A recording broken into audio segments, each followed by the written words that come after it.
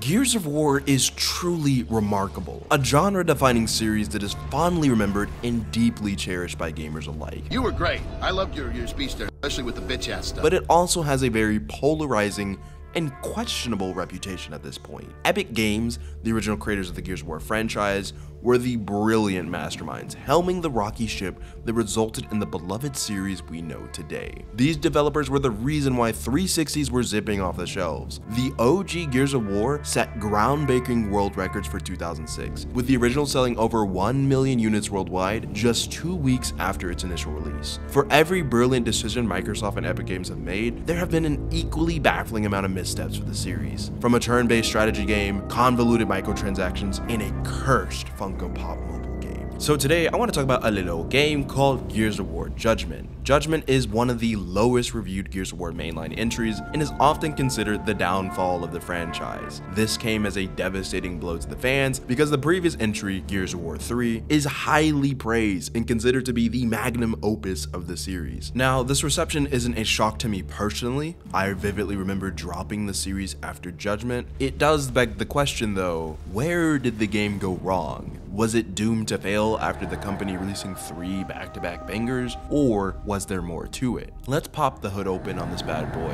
and take a closer look.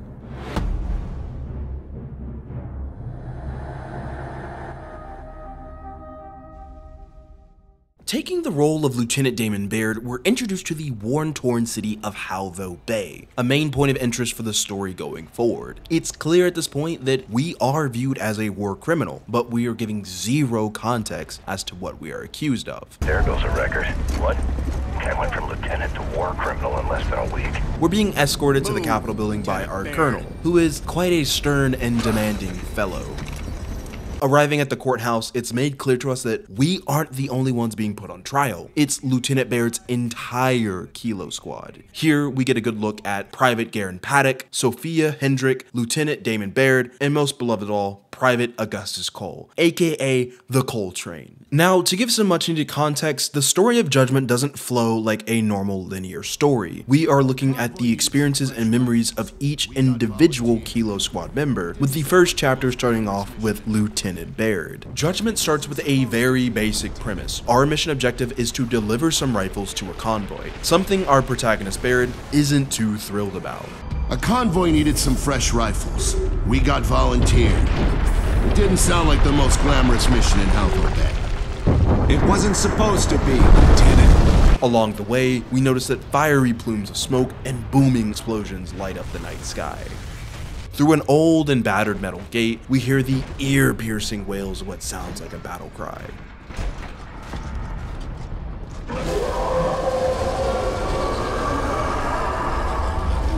We continue through the dark and grimy alleyways to be confronted with our first enemies of the game. This is the Locusts. They are the main antagonizing force through the original Gears of War series. It was here that I was reminded what made Gears of War so special back in the day. It's the bloody combat, both literally and metaphorically speaking. The third-person cover shooting is a big part of what makes Gears, you know, Gears. The fluid motion of bouncing from wall to wall and laying down hundreds of bullets becomes this super mesmerizing flow of combat that is almost borderline addictive once you get into it.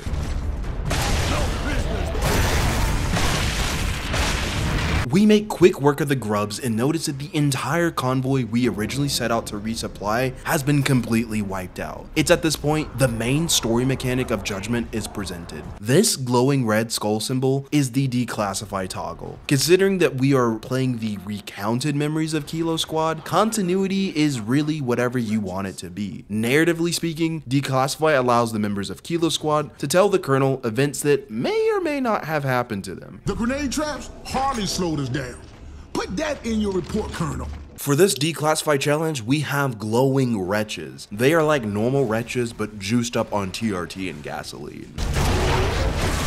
We make quick work of the enemy and see that the glowies completely annihilated the convoy. There is not a single soul left here. With the harrowing revelation, our main objective cannot be completed. We dial up Colonel Loomis to get our next course of action. Colonel Loomis, this is Lieutenant Baird. Big problem, sir. Our convoy just got destroyed. Then move on to the Museum of Military Glory. It's under attack. Sir, Whatever destroyed our convoy's still out there. Noted, Lieutenant. Yes, sir. Come on, Kilo. You heard the man. Here, we can already see the tension building between Lieutenant Baird and Colonel Loomis.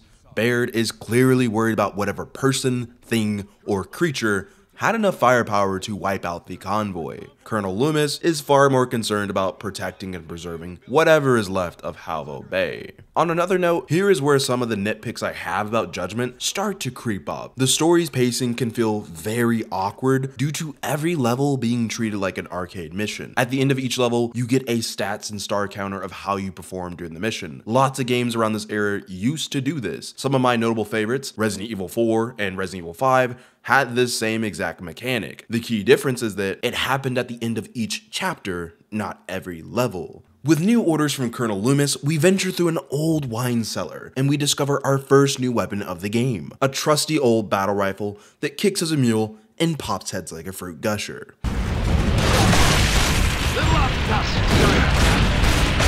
Next to the ill-gotten gains was our next declassify objective. This one had us exterminate all enemies in under 4 minutes, or a giant orbital laser called the Hammer of Dawn will wipe us off the face of Earth. So you know we hit the dash. Through a door leading into the museum courtyards, we encounter our next challenge. Use only hammer bursts and sawed-off shotguns. I know we're forbidden from using enemy weapons, Colonel, but to survive out there in the field, you have to know how to adapt, and I'm an adaptable man. Here, the game introduces us to a fan-favorite enemy of the series, the Cantus. These tall, wicked shamans have the ability to heal and revive downed enemies while also throwing poison grenades. Throw in the fact there are enemies in the back using one-shot, a super powerful sniper cannon that can instantly kill you, this section will keep you on your toes if you're not careful. And it's kind of fun. The enemies in this game aren't pushovers. You stay in cover for too long, you will get poisoned by a grenade. Stay on the open for too long, and you will get blown to a billion bits. This forces the player to split aggro and think about which enemies should you take down first. After surviving the hailstorm of bullets, we bust into the museum to find some allied soldiers. These guys are part of the Onyx. They are basically the elite lapdogs of high-ranking members of society and top-level government officials. They are some stuck-up pricks, to put it lightly. You're not Onyx. I'm Onyx. No, you're not, Cadet. Stay here and defend this area. The East Wing is getting hammered. So we're kind of forced to listen to them. They give us the order to defend the museum, and for this section of the game, we are doing Horde mode. So here is where the game starts to show some cracks in its design. Horde mode is very fun. It's been a staple of the game of the franchise since Gears of War 2. However, to add it as a filler for the story mode, that just doesn't sit right with me. And this doubly sucks because in Judgment, they decided to remove the standalone Horde mode from the game. This has been a very iconic staple of the game since Gears of War 2. Horde mode is fun with friends when paired with a well-designed map. Horde mode in the story of Judgment is awful, and it grinds the pacing of the story to a screeching halt. This is filler content no matter how you look at it. Sadly, Horde mode is going to make up a large portion of the story's missions going forward, and it's one of the most common gripes about this game. I got another round left in me. I bet they do too. We journey through the East Wing to be presented with our next challenge. Locust Cyclops in the area have Lancers as well, and oh boy did they put them to work. They lit my ass up. An enemy type known as the Mauler will also be prevalent going forward, and these chonky boys, they are slow elephantine muscle heads that wield a formidable shield and an even greater explosive mace. Wave after wave of these hulking monsters filled the room as our Kilo squad gunned them down. Thankfully, someone left a trusty old flamethrower, and we made sure to serve them boys extra crispy. As reinforcements closed the gap on us, a few Cyclops were itching for a chainsaw battle, and I'm not one to shy away from a challenge. We ventured deeper into the museum to be presented with yet another Horde mode mission. Mind you, we literally just did this 2 rooms ago. On top of that, our challenge is we must protect this crusty ass armor, which given the circumstances, this should be the last thing on our minds right now. Notably, during this section, we are introduced to a new grenade type, the stem grenade. Upon throwing the grenade, it creates a healing AoE for you and your allies. Pretty neat if you ask me, but doesn't show up frequent enough to really make a difference. We also encounter waves of tickers, which are fast and dirty, ugly bastards that want to give you a deadly hug. On top of that, we see the enemy type butchers. Butchers are arguably inferior versions of the maulers from the previous room. They are slow, clunky, and without a shield, they're gunned down lickety split. The museum's windows shatter as Kilo Squad witness a horrifying sight. A hulking behemoth outside the building is going on a complete rampage. We want none of that smoke, so we head down through the museum archives, where hopefully we can avoid the heat. In the archives, our squad member Paddock finally starts to open up to us. Did you recognize that thing, Paddock? Unfortunately, yes. But that's all we're getting out of him. He's quite reserved and refuses to elaborate, and once we get to know his character more, it'll start to make sense as to why he's so standoffish. There is some deep history between him and the Cogs, something we'll figure out as we continue our story. Deeper down the stairwell, we are presented with our next challenge. We must destroy Serapede eggs to prevent more from spawning. Shooting these eggs will force him to violently erupt in a gooey mass. As we swiftly check each room for eggs, the game gives us what is personally one of my favorite weapons in the franchise, the Retro Lancer. The weapon spread is awful. Bullets spray out like a drunk sailor, and the recoil kicks harder than a kangaroo trying to hop with a backpack full of bricks. It's arguably inferior to the standard Chainsaw Lancer, but the Retro has a bayonet on this bitch. You know we have to use it. The damage is great on this weapon, and finishers with this Mad Lad are beyond satisfying. Despite Kilo Squad's best efforts at eradicating the eggs, the big buggers weren't going to let us off the hook, and that's where we come face to face with our first Serapede. These abominations are completely impervious to normal bullets if shot head on. The key to defeating this enemy is to get behind it and shoot the glowy bits erupting from its ass. Bits of its body will implode until you reach the head, and it finally explodes in a gooey sludge all over the floor. It's at this point that you're probably noticing a trend. This game is non-stop action, and we are only in the very beginning of the game. I wish I could say that from this point forward, we could slow down and appreciate the story some more, but no, from beginning to end, it's a full throttle slogfest of non-stop action. If we look back at the previous Gears of War entries, we had plenty moments of world building, interactions, and character growth. As it stands, we are 40 minutes into this playthrough, and I've heard Cole and Sophia speak maybe 8 lines of dialogue collectively. For a squad, they are definitely not acting or talking like one. Granted, we will see the perspectives of other members as the game progresses, but in its current form, these characters feel more like props and less like people. And I hear you, I know what some of you might be saying.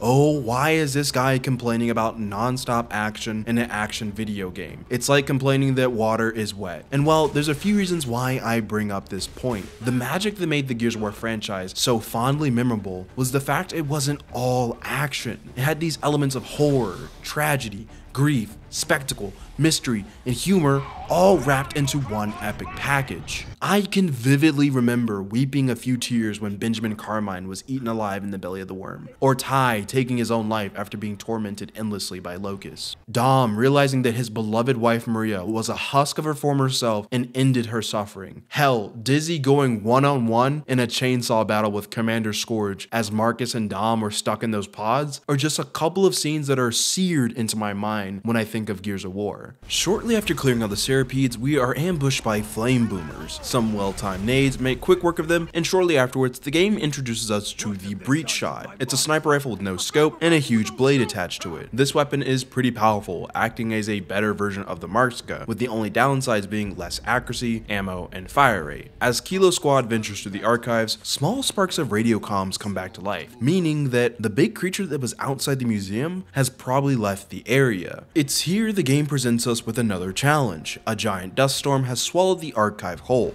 greatly reducing visibility. The sudden dust storm grinds the flow of combat to a halt, and what makes it sting even worse is the game just presented us with a brand new long-range weapon, only to cuck you with a dust storm. Earlier in the video, I talked about how the challenges can be flat out annoying, and this is one of the said challenges. After surviving the ambush inside the dust storm, we finally make it to an area where we have clear contact with Colonel Loomis.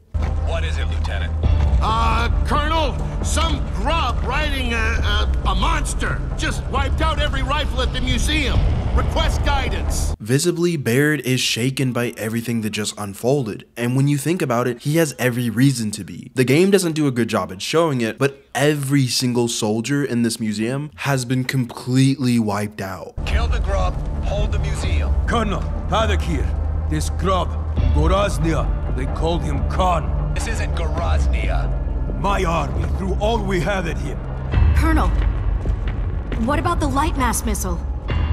Cadet, leave strategy to men with bars. I don't want to hear a word from any of you until Paddock's boogeyman is dead and I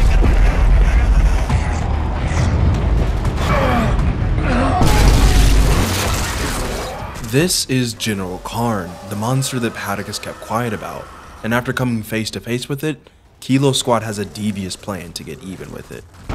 So, how's that missile work? It's classified, but there's one here in Halvo. The inventor teaches at the academy. Yeah, Professor Elliot. The missile draws power from refined emulsion. The more emulsion, the bigger the boom. Courtesy of your big boom. Paddock is a little hesitant on the plan, and who could blame him? The last doomsday weapon used nearly killed him, but given the dire situation and Cadet Sophia assuring him, he gives the okay on it. So, we're gonna get the light mass missile online and use it to kill General Khan. However, things are never that easy, and if they want to pull off this plan, well, there's some things that need to happen.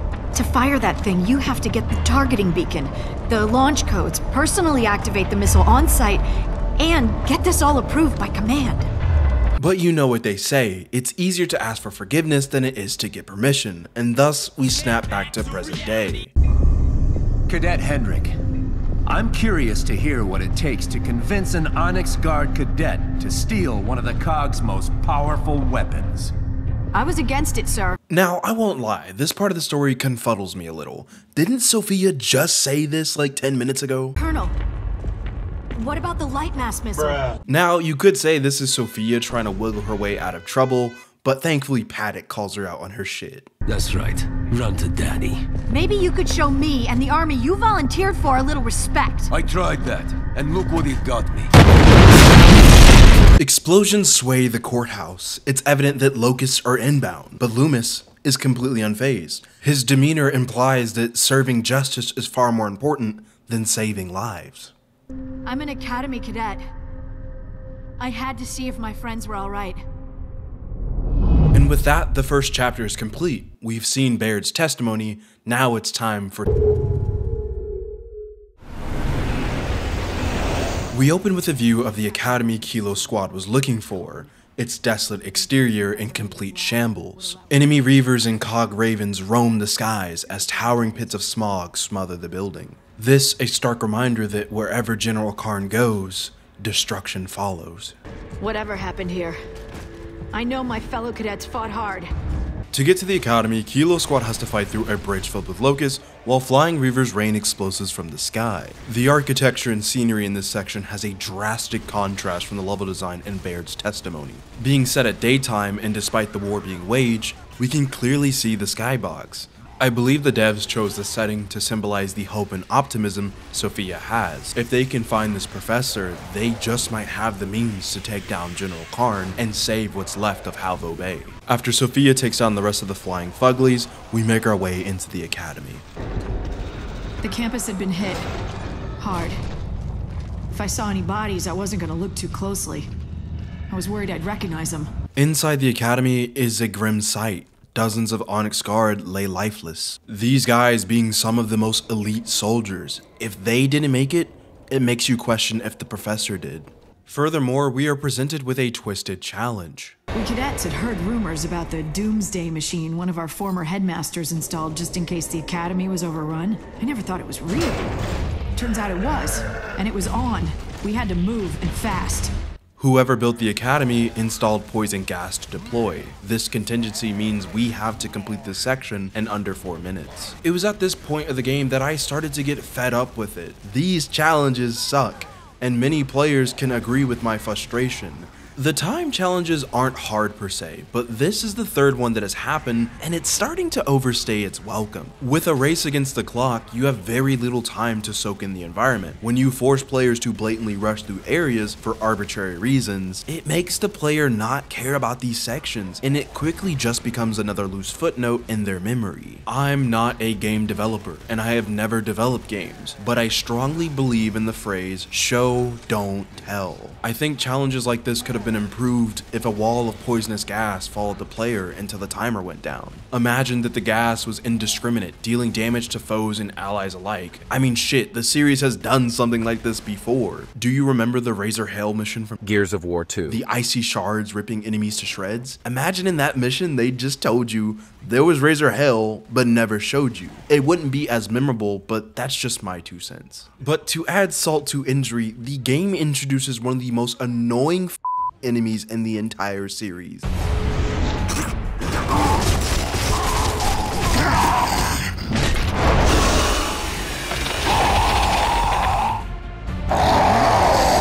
These assholes are called Ragers, and what a fitting name, because damn, these enemies make my blood boil. By themselves, they aren't too bad, but when in a group, they are unbelievably irritating.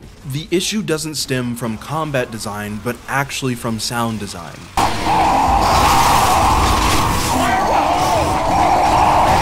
I genuinely believe this enemy has the ability to give the player tinnitus. As time ticks away and a mere minute is left before poison engulfs Kilo Squad, we finally make it to the science department. No getting into the lab until you've cleared security. Unless you're a grub, then you just tunnel in. Inside the Research and Development Center, someone must have cranked a little too much Zaza, because for this challenge, we are high as a kite, as aerosol fumes cause blurry vision and distorted angles. But this isn't Sophia's first time being high on the job, and she's very familiar with this area, something we learn once we clear all the hostiles. Man, the lab looks different from the last time I was here. You work here? I helped test some prototype weapons. Professor Elliot had a crush on me. Oh, okay.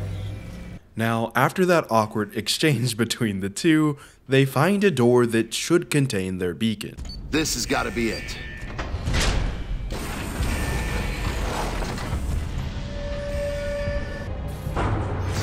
You're kidding me, right? That's our beacon? These units are tough, durable, and they can cloak. You'll grow to love it. This weird-looking robot was created by Professor Elliot and has the targeting beacon needed for the light mass missile. The problem is, though, the cloaking feature isn't available right now. I thought he could cloak. Not on Academy grounds. Anti-cloaking fields. We'll have to protect it on the way out. Due to some bullshit cloaking-filled MacGuffin, we have an excuse to defend this robot while it triangulates the position of the professor. The challenge of this section being that swarming nemesis dive out the sky to destroy the robot. We fight inside an art gallery, courtyard, and we defend against the 47th ambush of this story. We don't know where the robot is going exactly, but we have to put our trust in it. Something that Colonel Loomis disagrees with. I was beginning to wonder if that bot really knew the best way off campus. But with no one back at Control to talk to, our only choice was to follow him. Not your only choice, Cadet. You could have come home. At this point of the game, there is a lot of filler content. The game forces us to battle with pistol only, another horde mode mission ensues, and we're introduced to a new weapon called the tripwire crossbow. There is a notable enemy that makes its appearance here, and that's the Mini Corpser, a very iconic enemy from the series. After clearing 3 waves of non-stop enemies, Sophia gives her closing remarks to Loomis, and with that, the testimony of Sophia Hendrick comes to a rather uneventful close. Here, Loomis gives Paddock the chance to give his side of the story. So, Paddock, are you here as Major Paddock of the UIR, or Private Paddock of the COG? Whichever one you like less. The Open Arms program may have given you our uniform, but you and I remain enemies. Fine. Let's settle this like enemies then. Hey, that's enough! Stand down.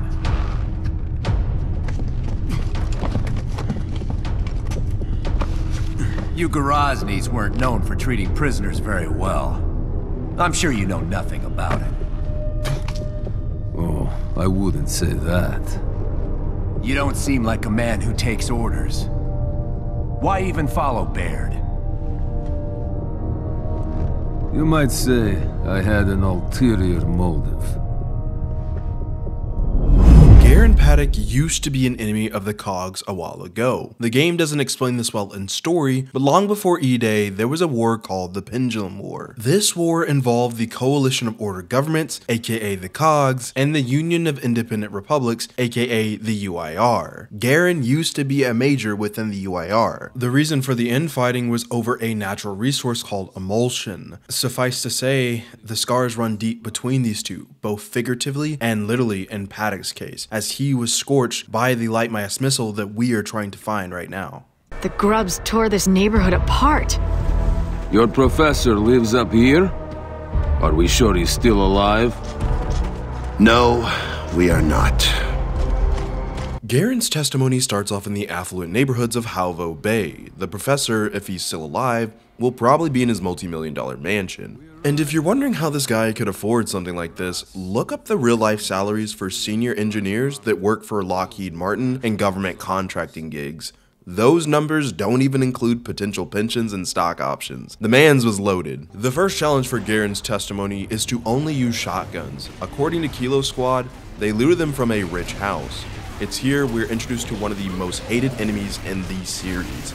The goddamn Blood Mounts. They are vicious, unrelenting psychopaths that will chew your ass up if you're not careful. Thankfully, we have our good old friend, the sawed-off shotgun. When in doubt, blow them the out. Now, I will say this section is pretty fun and a nice change of pace. We have some good old shoddy-to-shoddy combat with the Locust. The shotguns in this game are very satisfying. And when hitting a critical hit, it turns the enemy into a meat piñata. Who doesn't love that? As we get further into the neighborhood, we fend off another corpser, 2 knucklehead Cantuses, and chainsaw our way into the villas. We needed to get the launch codes from this Professor Elliot. Baird and Sophia both said he was a decent man. Maybe he was. I tried to forget that his weapon burned off half my face. Lieutenant, I think we can get to Elliot through that house. Sophia mentions we can get to Elliot faster if we take a shortcut through a home. This home, however, has been booby-trapped by the Locust. The challenge of this section being that smoke grenades fill the home. This means low visibility, and to make matters worse, we are fighting Cyclops with Lancers, meaning that if you're not watching your surroundings, you can get instantly killed by a chainsaw. After fleeing the home, we make quick work of these grinders, and suddenly, comms start to pick back up again. Colonel Lewis, Omega 2 just took out the airport cedar. Colonel, can you hear me, sir? Sir? Barely, son. What's your status? They've got some big grub out here leading the attack, sir. Young man, you're fighting animals. Push them into the sea. Do you understand me? Sir, that thing's got 3 more cedars with him. I think that's what disrupted our communication, sir. You either hang up and fight, or I come out there and shoot you myself. Sir, but no! Damn it, son! Looks like Karn just canceled the airport evacuation. By the time Karn was gone, there wasn't an airplane left in Grozny.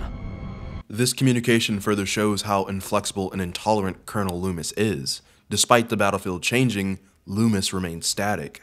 His belief being that overwhelming the enemy and playing it by the books will lead to victory. Sadly, he doesn't realize that he is just marching his allies to their shallow graves.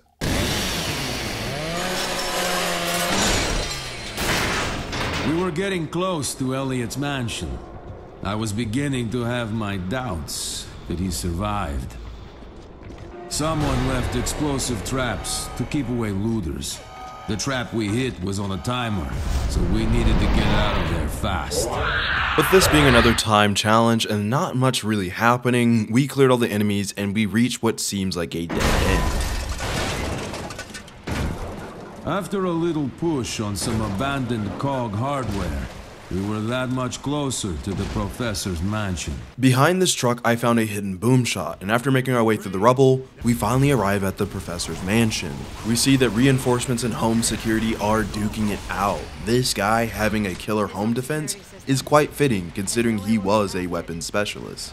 So we came all this way for nothing. There's another entrance not too far from here. Friends and family entrance, you might say. So, you must know this professor pretty well. Well enough. It's this way. With Sophia's intimate knowledge of Elliot's house, she leads us towards a private entrance. After clearing some Caltrops barricades, we quickly notice that the Locusts are using mortars to flatten the house, so you know we gotta eliminate them. Our mission changed yet again. Before we could get the codes from Sophia's professor friend, we had to find and kill those mortar squads. Here we give the grubs a little taste of their own explosive medicine. This is the mortar, a unique heavy weapon in the Gears franchise that allows the player to rain hellfire upon anyone in your way. There is a little bit of a skill curve, but if you get really good at aiming this weapon, it makes most enemy encounters a walk in the park. But in this scenario, both sides have this devastating power, and if you're not cautious, you'll end up flat on your ass like my teammates here. As soon as we found that last mortar squad, we could enter the professor's mansion. On our journey to take care of the last mortar squad, we find a URR grenade launcher and realize that the courtyard has been set with turrets and laser gates. I did not take these seriously and quickly got mollywopped by these turrets. But it's nice to know that these turrets weren't giving just us a hard time. I don't even know what's going on here. A grenade launcher proved to be a good choice for clearing out the laser gates and turrets. Once we took care of them all, the final mortar units showed themselves, but not before blowing my ass up. And let's just say, vengeance was swift, bitch. Who the hell is Steve Jobs? Cadet, can you take us into Elliot's house now? Of course, sir. It's through that gate. The truth is, none of us cared how well Sophia knew this professor. But I think we all knew by then that we weren't going to like what we found inside his mansion. After all the shit we just went through to get to this house, it's not looking good for Elliot. And amongst Kilo Squad, they all pretty much assume that the old bloke has kicked the can. The question is, did he? And if so, how did he go? I guess we'll figure out very soon.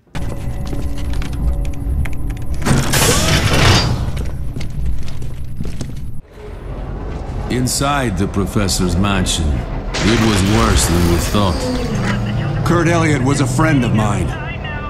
What happened to him? He no longer liked his options. I didn't blame him. In the end, Elliot took his own life. And the reason why has been playing on repeat. Hello, Dr. Elliott. You have one new message from Elliot, Nora. Kurt, we reached the shelter and there's too many people here. It's really bad. I don't know what to do.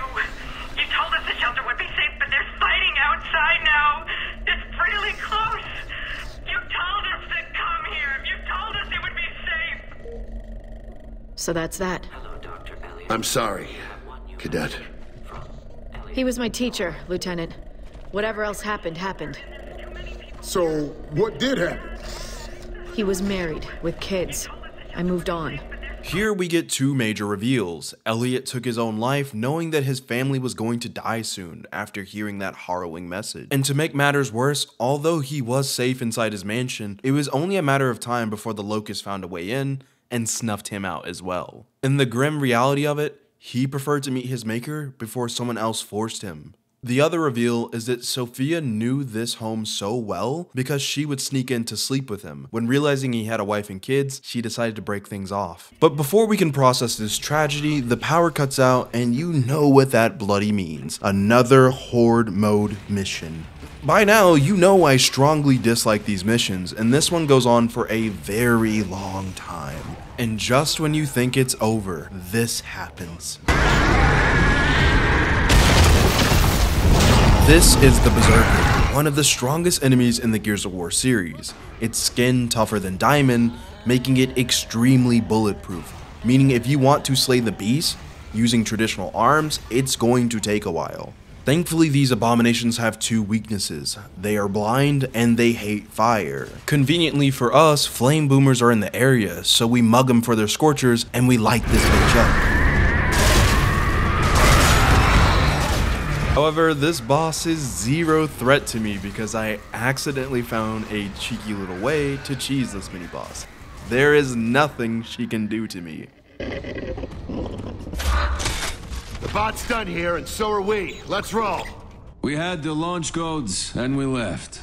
And with that, Garen Paddock's testimony comes to a close. His story has been the most enjoyable to play thus far. It does help that Garen Paddock is actually an interesting character. I think Sophia and Barrett don't really work well as characters on their own. They're way better as supporting acts. But with launch codes and beacon in hand, we can finally proceed to the final testimony. Private Augustus Cole, you've been atypically quiet until now. Y'all, listen up. All we gotta do is...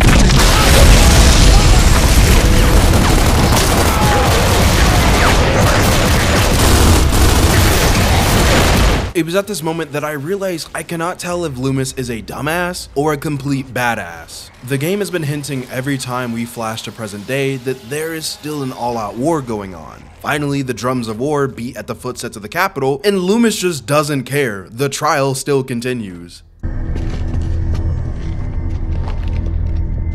I assume you actually listen to your crash ball coach from time to time? Crash ball.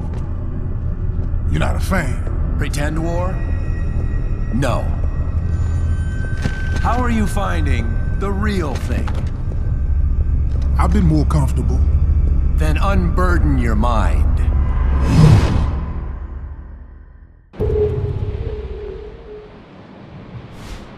Next, we headed for Onyx Point.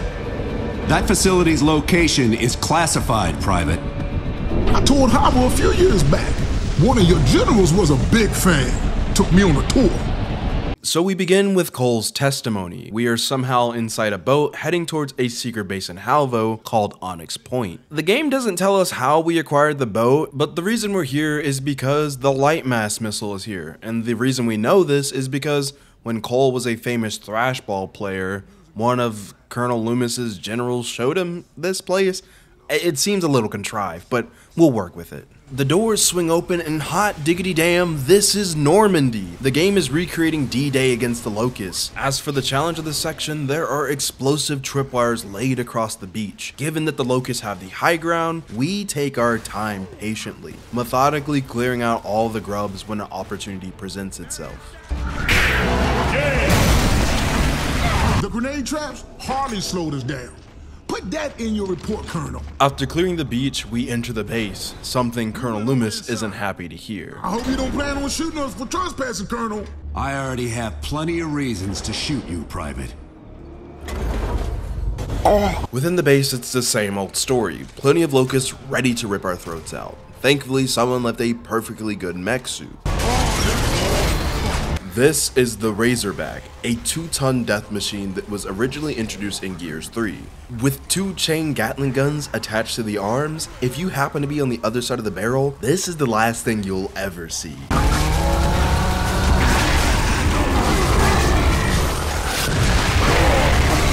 Cole becomes a living, breathing Terminator. These grubs stand zero chance against a weapon like this. I won't lie, I was having so much fun. In fact, I forgot there was even a challenge.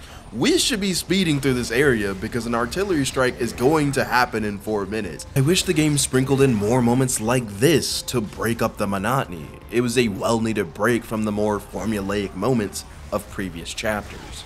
When you don't know where you're going, just go. We will find the missile eventually. Kilo Squad took that to heart because we stumble into a local outpost. The level design here reminds me of High Ground from Halo 3. The boxy bases intertwined with the rocky landscape. Fighting here gave me an odd sense of deja vu. The challenge of the area forced us to use lancers and boom shields, which, given the enemy has the high ground again, this modifier was greatly welcomed. Through the outpost, we arrive at cliffs overlooking a ravine. On the other side, a dozen or so snipers are looking for their kill shot. With the enemy pinning us down, our goal is to survive until an elevator makes its way. But lo and behold, an elevator with no doors kinda just means you're a sitting duck. so an ascending firefight ensues. At the peak, we discover a new adversary, Wind and Bloody Rain, baby. Wind started blowing something terrible. We couldn't even walk straight. Shooting straight was going to be a lot harder. But that wasn't going to be the only thing getting harder, because at this point in the game, enemies just started acting strange.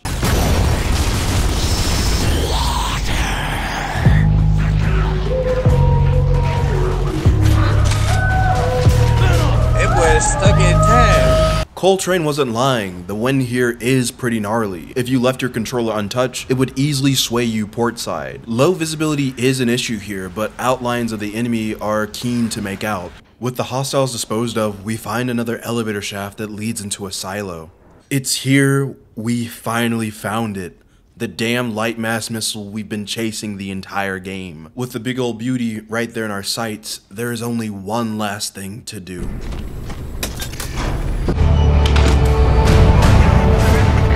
I repeat, Omega Squad knocked out the Big Cedar.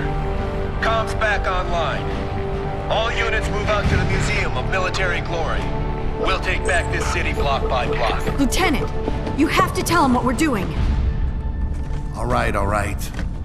Colonel Loomis, Lieutenant Baird here. Lieutenant, what is your position? Onyx Point. We've just activated the light mass and we're about to... Not another goddamn word, Lieutenant. That missile is sitting in that silo for a reason. Colonel, you have no idea what you're up against. I know exactly what I'm up against. The grub who killed a bunch of worthless indies. I'd shake the bastard's hand if I could. Then you and your men will die. Lieutenant, arrest Private Paddock and remain on that rock. Actually, no. Cadet Hendrick, arrest Paddock and Lieutenant Baird if he resists you. This is Omega 2. We're pinned down 2 blocks from the museum. We need an evac. We're mobilizing, Sergeant. We can have a Raven to you in an hour. We don't have an hour. We could be there a whole lot sooner. I'm gonna rescue Omega. That's a coincidence. So am I.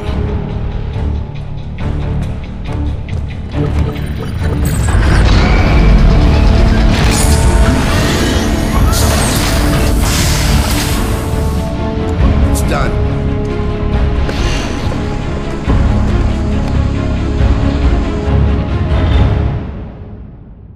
With the press of a button, Kilo Squad is turned from soldiers into war criminals. Before they can face the music, we have to plot our escape. Through a dark service tunnel, we end up back at the beach. When we first arrived, it was sunny. Kilo Squad stormed the base with a sense of pride and optimism. Now, the beach is cold, wet, and dreary. It's almost as if the weather is visually displaying the current state of mind Kilo Squad is in. They did what they believed was right, but at what cost? The answer to that question will have to wait though. Locust gunboats are arriving at the beach in waves, ready to take back the base. It's here we will have to fight off the masses in another horde mode mission. After repelling the enemy and defending the base, we board a boat back to Halvo. Here, the game brings us back to present day.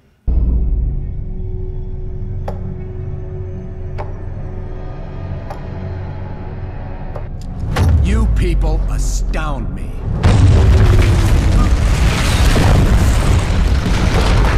The building, it could be moments from collapsing, and Loomis just does not care.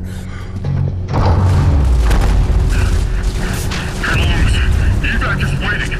Respectfully, you might want to consider postponing the tribunal to... You might want to consider getting back out there and fighting, Captain. Sir, they're right outside. Then it'll be a short walk. Hell no, man. What the fuck, man? This is crazy. I'm waiting on you. Finish up. Thus, the final testimony begins. The light mass missile was ready to launch. We needed to find Karn, get the beacon close to him, and fire. After hearing all of Kilo Squad's individual testimonies, the final and most important hearing begins. When and where did they shoot the light mass missile? To figure this out, we have to fight our way back to the museum. That's the area we believe that General Karn will be. On our way there, we fight through a hotel courtyard that leads us to a street decorated in COG victory banners. Mind you that before the Locusts invaded Earth, the Pendulum War we talked about earlier was only a few weeks prior to all of this happening. Given this site, Baird gives a little little sympathy to Paddock, who was on the opposing side. Paddock, I hope this victory stuff doesn't, you know. Don't worry. Once this war's over, we can go back to trying to kill each other. Like normal people. As we leave the parade, we are ambushed by corpsers and centipedes, something that was foreshadowed by these eggs on the wall. After doing a little pest control, our firefight has gotten the attention of a patrol squad. With the element of surprise on our side, we concoct a devious little trap. A weapon I briefly showcased earlier, but didn't go into detail, is the tripwire crossbow. This weapon does exactly how it sounds. You can shoot an explosive tripwire from range. With this in mind, we set up a few wires and watch the fireworks go off.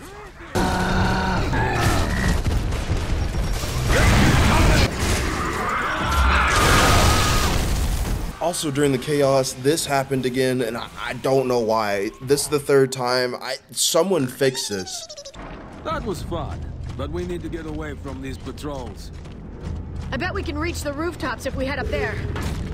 At the rooftops, it was not a fun time. The challenge being that waves of ragers ambushed the players. Mind you, I was wearing headphones while playing this section, and this is all I heard.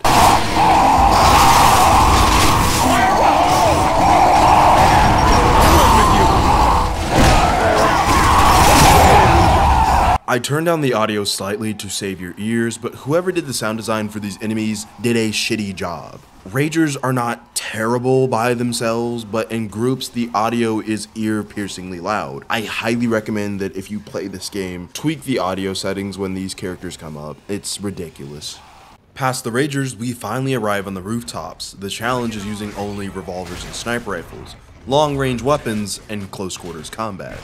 The visuals on the rooftops are gorgeous, which is uncanny given the dystopian situation we're in. It almost looks biblical in a way. The game throws a ton of airborne enemies at us. Around every corner is a streaker, and eventually Reavers join the fray.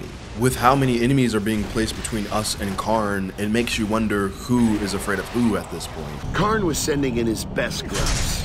I was starting to wonder if maybe he was afraid of us. We were very close now. The only thing I regretted was having to sacrifice the bot to kill Karn. Little guy helped us out, but we all had a job to do. Bye-bye.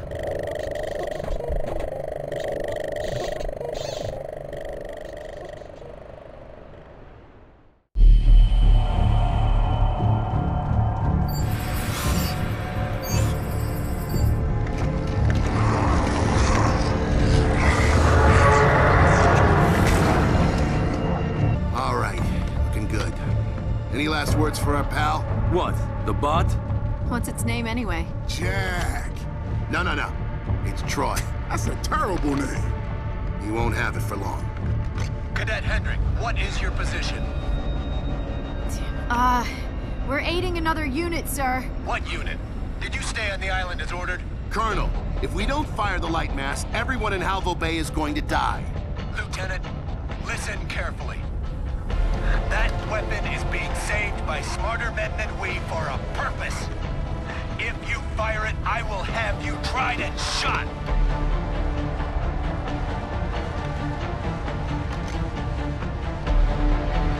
Fine, I'll see you in court.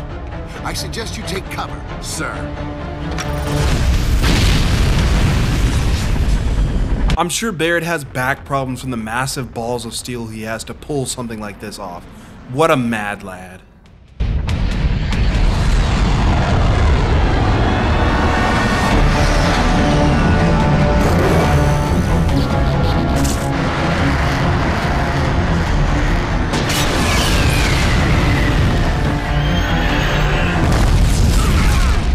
Rest in paradise to the little bot Troy. Man's finally got a name, and then he just got absolutely toasted. We also ended up saving the main protagonist of Gears of War 1 in this whole debacle. The man on the radio was Marcus Phoenix, which is pretty cool. This is Omega 2. We're a little roasted, but clear. But this is Gears of War, and things never go to plan, so we need to defend ourselves. I thought if we killed Karn, the grubs would just stop fighting. I guess this war is gonna make a pessimist out of me yet. Look, Karn needed to die. If that was the wrong call, Colonel, you can go ahead and shoot me. Dust was everywhere. Dust and who knows what else. We couldn't see, couldn't aim, could barely shoot. In the aftermath of the light mass missile, a dust storm swallows Kilo Squad. It seems as though the light mass missile only pissed off the Locusts more. This section can be brutal if you're not on your toes. The game throws every single enemy it can think of at you. At the end of the battle, we get a personal visit from the man himself.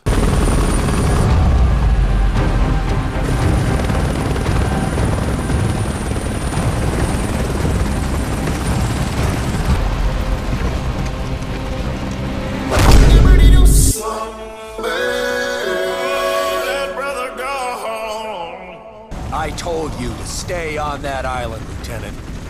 With Baird out cold, we fast forward to present day for the final time, so Loomis can give his verdict. This court has reached a final verdict. Any last words? Men like you are why I fought the Cog. We saved a lot of people today. Yeah, including your ass. No final words from you, Lieutenant? Maybe you have a point, sir. We saved, what, 1,000 people? The light mass missile was designed to save millions. I know that. But if Karn had taken Halvo, we might have lost a chance to save anyone.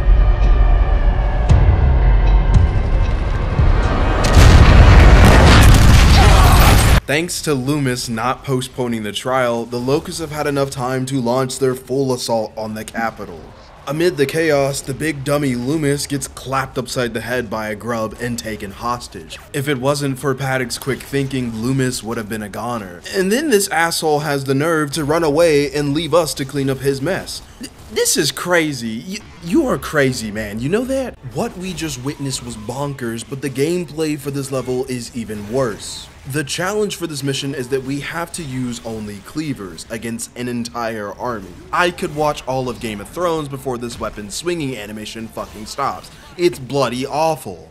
I genuinely can't recall how many times I got my shit kicked in on this level. It is not fun. Also, someone please explain what is going on here. As I kept playing, more and more bugs just kept coming through the cracks.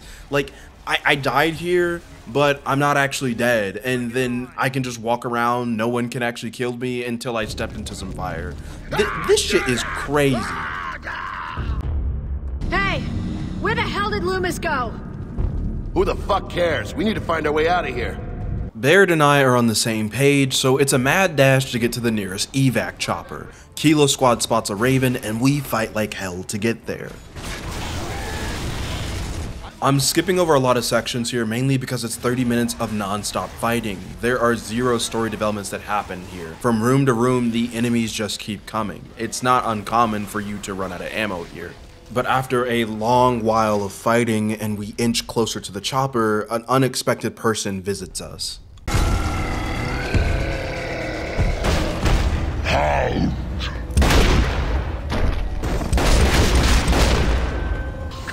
Where did you come from? I was killing all the grubs you missed. Sure you were. But with Loomis back in our party, we can finally get to the evac chopper and finish the campaign. Colonel, are we getting on that Raven so you can actually shoot us somewhere else? Oh, you gotta be shitting me. So, the light mass missile didn't even kill Karn. This sets up the big bad for the final act of the game. A very questionable boss fight. Doesn't look so tough. Man, shut your bitch ass up.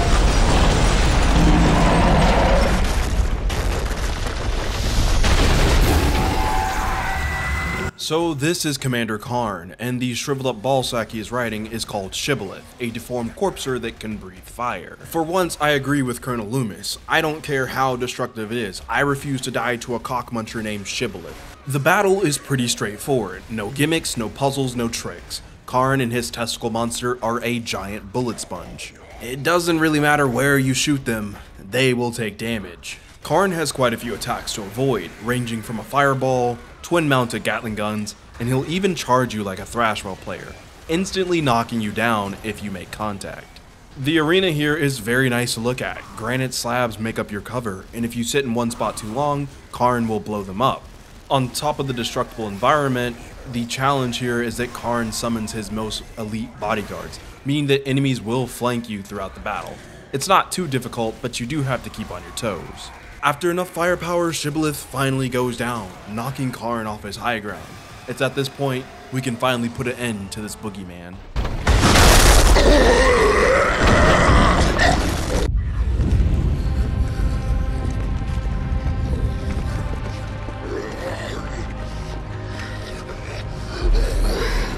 What do we do?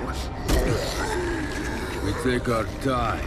There's a difference between war and cruelty. Shut up, bitch. War is cruelty. And this one's not over. A word, Lieutenant?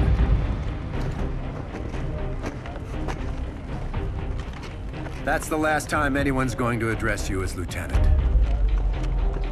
I'm dropping the charges, but you'll never be an officer again. Yeah, why should all these brains be wasted on an officer? Sir. Private. Never. No wonder I was supposed to keep an eye on you. On me? For what? I guess they thought you might try to steal our military technology. Which you did. Illegally access military technology. There's a difference. Pardon me, Lieutenant Baird. It's Private Baird now. Loomis just demoted me. My congratulations. Couldn't have done it without you. I think that means I might be in charge. Perfect. Cole, do we have this much tension between us? Yeah, I think we might. Good. Just check. Well, it only took to the very end of the game for the squad to actually act like a squad. Overall, I have to say that the story of Judgment was pretty mediocre. When compared to previous entries, it lacks the depth and content we would expect from the Gears of War series. I think the hate around this title stems from the fact it should have been a DLC, not a full $60 game. The formula for Judgment got very boring very fast. In previous titles, there were vehicle sections, underground tunneling, razor hell, and so much more that I couldn't even say it all in one video. It wasn't all just combat, there was a ton of spectacle to the series. The mechanics introduced into this entry were so unnecessary. The declassify system was far more annoying than it was enjoyable. I believe this could have been fixed if there was a new story mode that unlocked after beating your first playthrough. Imagine in this version, the declassify modifiers would have already been enabled, and new cutscenes and dialogue should have been played to represent that. The biggest gripe I have is the pacing of this story. Whenever things finally start to get good, or the pacing is at a point where you're almost in this rhythmic flow, you best believe there'll be a pop-up or a modifier to just grind it to a complete halt. I hated this so much. Furthermore, the combat of Judgment was streamlined to appeal to the Call of Duty crowd, which resulted in a far more cookie-cutter experience. In Judgment, you could only carry 2 weapons, and grenades were now hotkeyed to a grenade button. This meant you were severely handicapped in which loadouts you could actually choose. If you played the previous entries, you would know it wasn't like this. You could have 2 weapons, and then you had a pistol, and then you had grenades, which gave you a lot of flexibility. I mean, if you wanted to run double explosives, that'd be a-okay, you had a pistol to back up. Same thing if you wanted to run double shotguns. See, those things are not an option in Judgment. You get 2 weapons and that's it.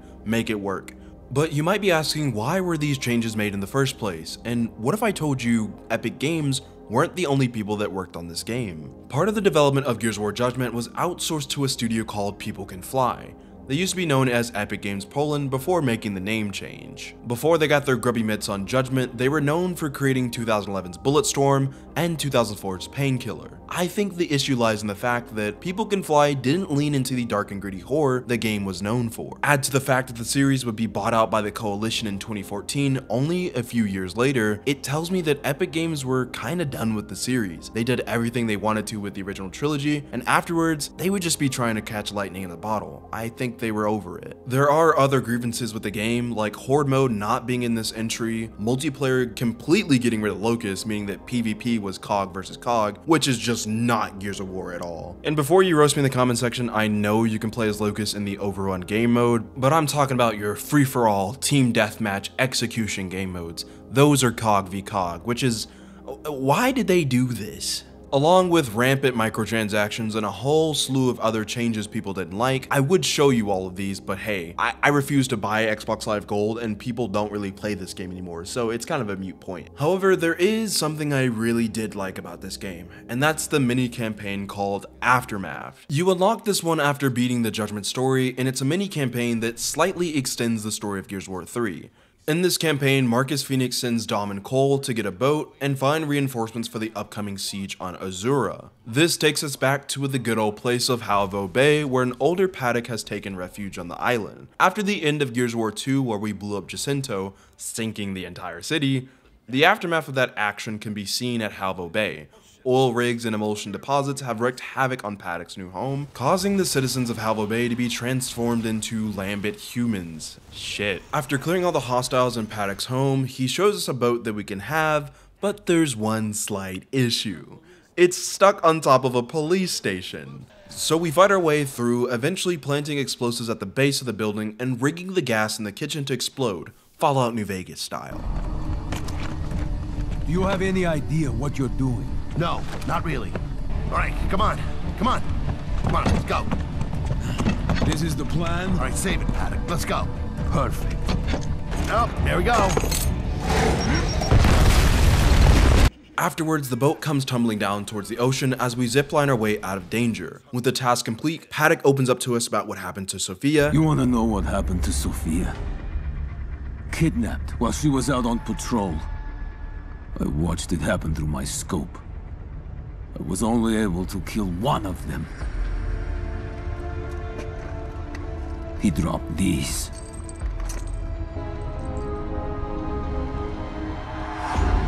You want to stay friends? Let's never see each other again. And that's the mini campaign.